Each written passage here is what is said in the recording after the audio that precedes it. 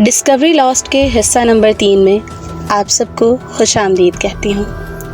کہیں ایسا تو نہیں کہ سیارے پر کوئی زلزلہ آنے والا ہو، یا کہیں پھر سے تو کوئی اور نسل کے جانور اس طرف تو نہیں آ رہے؟ یہ سوچ کر اس کے چہرے پر فکر کے سائے لہرانے لگے۔ ظاہر ہے وہ پہلے والے جانوروں کا حال دیکھ چکی تھی۔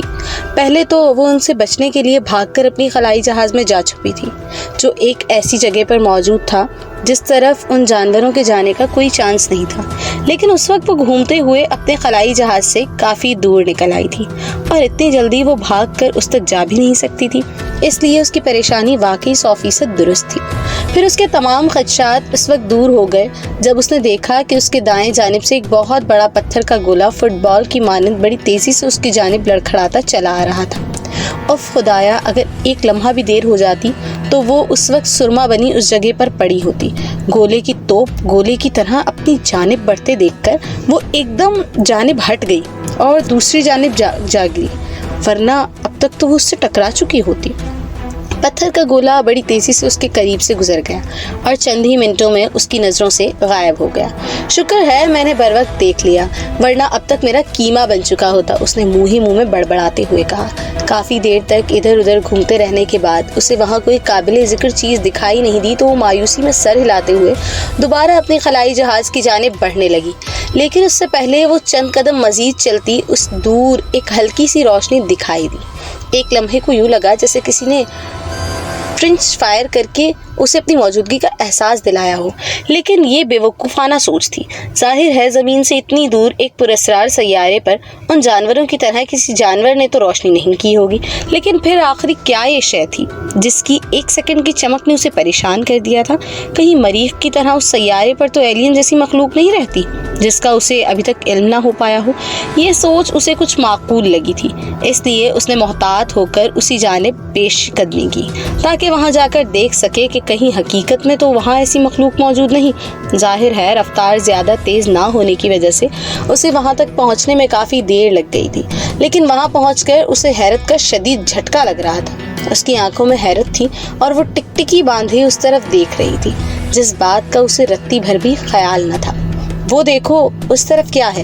اسٹیو تیزی سے چیخا۔ اس کے چہرے پر حیرانی کے ساتھ جوش بھی تھا۔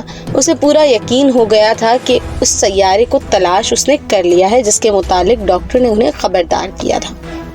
اس کی بات سنتے ہی ٹینا اور جون نے بھی تیزی سے اپنا سر گھماتے ہوئے اسی جانب دیکھا، اور وہ واقعی انہیں وہ سیارہ دکھائی دے گیا۔ او میرے خدایا، کیا واقعی کسی ایسے سیارے کا وجود ہے جس پر عجیب نسل کے جانوروں کی موجودگی کا انکشاف ڈاکٹر نے کیا تھا؟ ٹینا نے خود کلامی کے انداز میں بڑبڑاتے ہوئے کہا۔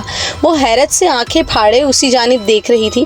سیارہ ابھی تک وہیں موجود تھا، لیکن اس کا انداز ایسا تھا جیسے کسی مقناطیسی فیلڈ میں کسی ٹھوس چیز کو چھوڑ دیا جائے اور وہ لہراتی پھر رہی ہو۔ اپنی منزل قریب دیکھ کر انہوں نے خلائی جہاز کی طرف رفتار تیز کر دی، اور ان کا جہاز بندوق کی گولی کی طرح نکل کر بڑی تیزی سے اس سیارے کی جانب بڑھنے لگا۔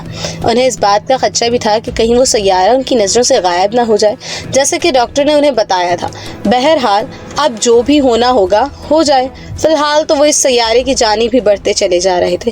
پھر قسمت نے ان کا ساتھ دیا اور وہ 20 منٹ میں تقریباً اس کے قریب پہنچ چکے تھے۔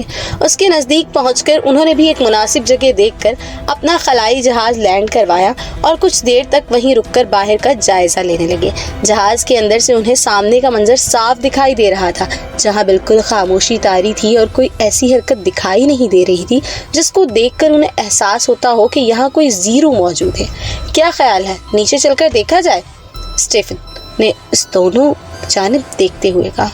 ظاہر ہے ہم یہاں آئے ہی اس مقصد کے لیے، تو ایک ہمیں ڈاکٹر کو تلاش کرنا ہے اور دوسرا ان کی باتوں کی تصدیق کرنا ہے جن کے متعلق انہوں نے معلومات فراہم پہنچائی تھی۔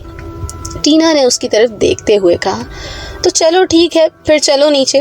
جون نے بھی لباس پہنتے ہوئے کہا، جو پہلے ہی اپنے لباس ہاتھوں میں لے کر گھوم رہا تھا اور تیار تھا۔ तीनों तैयार होने लगे।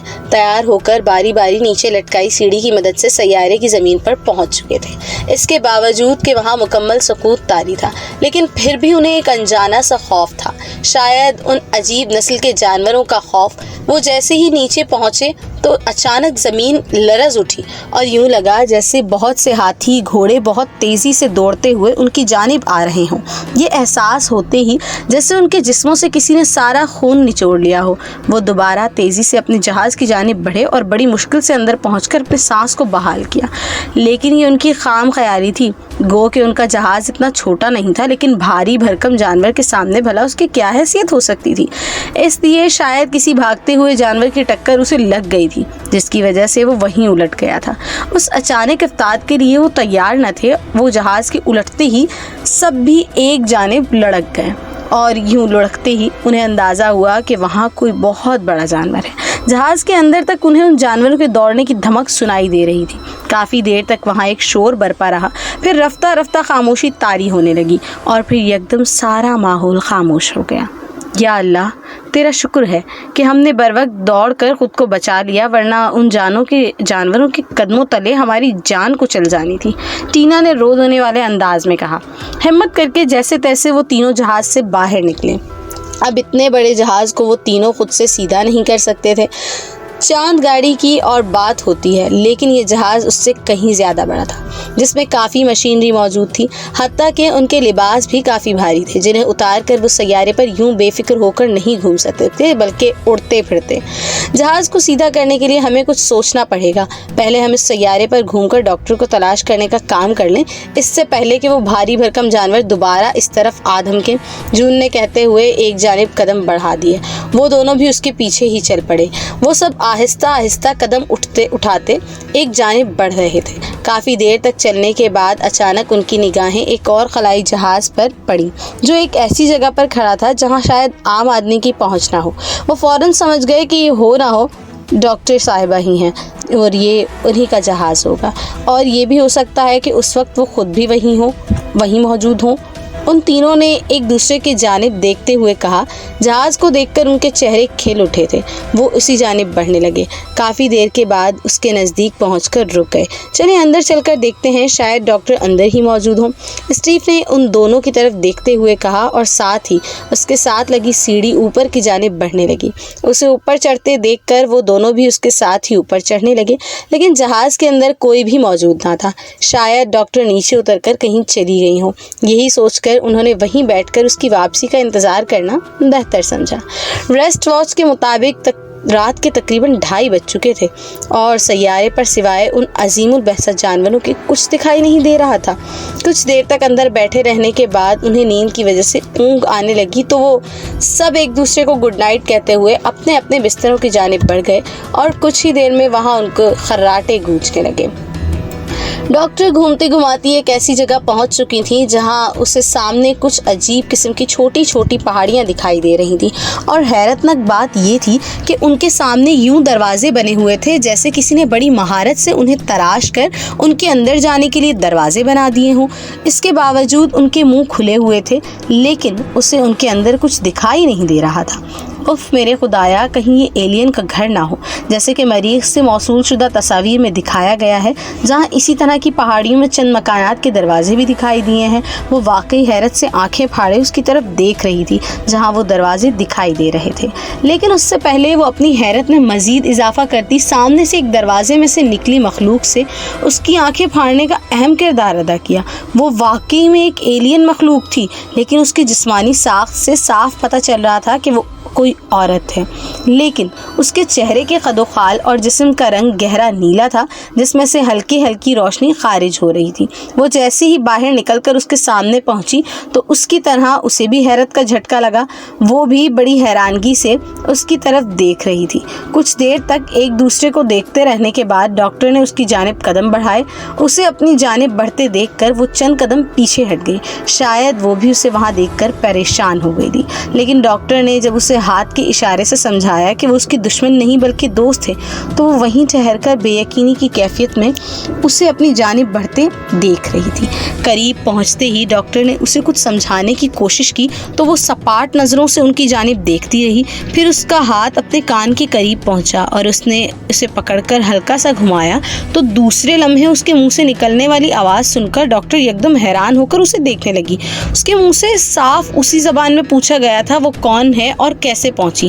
ڈاکٹر نے حیرت دور کرتے ہوئے اسے جواب دیا کہ کس طرح وہ اس سیارے کی تلاش میں کہکشاں میں بھٹکنے کے لیے پہنچ گئی ہے اور اس نے وہ سیارہ تلاش کر لیا ہے جس پر وہ دونوں اس وقت موجود ہیں۔ اس کے علاوہ اس نے اس کو ایک عجیب و غریب جانوروں کے متعلق بھی بتایا۔ اپنی بات ختم کرتے ہی اسے بھی اس کی طرف سے جواب ملنے لگے اور اس کے مطابق وہ جانور اس سیارے پر موجود ہیں اور روزانہ کی بنیادوں پر مرنے کے باوجود وہ دوبارہ تخلیق ہو جاتے ہیں اور شاید قیامت تک یہ سلسلہ چلتا رہے گا۔ اس کے ساتھ ہی اس نے یہ بھی مشورہ دیا کہ وہ جتنی جلدی ہو سکے ان سیارے سے واپس زمین کی طرف چلی جائے ورنہ عنقریب وہ جانور اسے ہلاک کر دیں گے۔ چونکہ وہ اس کی موت نہیں چاہتی اس لیے وہ اسے زندہ سلامت اس کی دنیا میں واپس بھیجنا چاہتی ہے۔ ساتھ ہی اس نے اسے خبردار بھی کر دیا کہ اگر اس وقت اس کے ساتھیوں نے وہاں دیکھ لیا تو شاید وہ اسے فوراً ختم کر دیں، اس لیے وہ فوراً اپنے خلائی جہاز کی جانب واپس چلی جائے اور یہ کہ اس کے متعلق فی الحال کسی کو کچھ نہیں بتائے گی۔ ڈاکٹر وہیں کھڑی اس کی باتیں حیرت سے سنتی رہی۔ اگلے اور آخری حصے کے منتظر رہیے گا تاکہ آپ کو علم ہو سکے کہ ڈسکوری لاسٹ کا اختتام کیا ہوا اور وہ جانور کیا تھے، ڈاکٹر صاحبہ کیسے گئیں اور کیا ہوا۔